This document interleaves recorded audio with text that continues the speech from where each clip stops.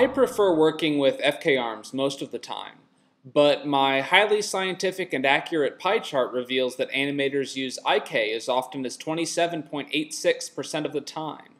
Nothing conveys science and accuracy better than a pie chart. Remember that.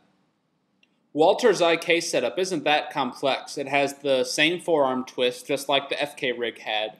I've also added feedback on the controls. This is just a piece of geometry with an expression on it, so it unhides when the IK chain is pulled past its limit. It's kind of Walter's way of screaming at you every time you pull his shoulder out of a socket. Another handy feature is that there's a bunch of constraints so that the wrist can be attached to different parts of the body. Normally, IK is in world mode, which means that as his body moves, the hand stays put. However, this way we can also lock the hand to the head, the body, the shoulders, and also props that he's carrying.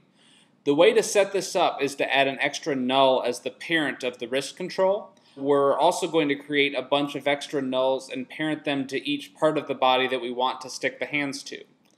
Then once we have those set up, we constrained the wrist control offset to these different nulls, and when we blend between the constraints, the wrist will stick to the different parts of the rig, but we can still move the wrist because that constraint is happening to the parent, not the control itself. This is also similar to how we link the IK and the FK rigs together. What we do is create a third arm skeleton, which is what we'll bind our geometry to. Then we constrain the bones in that to both the IK and the FK rigs. And when you blend between those constraints, the arm will switch from IK to FK mode.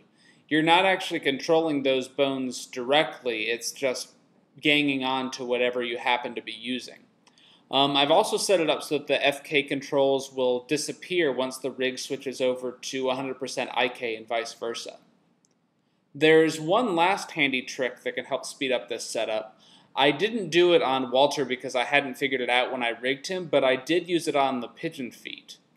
Now this is the exact same setup that Walter's arm uses. There's a bone structure that's constrained to an IK rig and an FK rig, and a slider blends between them.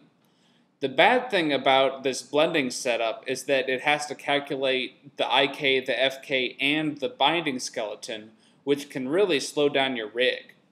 Even when we hide the rig and just show the geometry, it still has to figure out all three setups before it knows where that geometry is supposed to be. So the trick is that I actually have 3 sets of low-res geometry that are parented to each different group. And when the foot is set to 100% IK, an expression hides the FK in the middle geometry. Same thing with the FK, the IK in the middle gets hidden.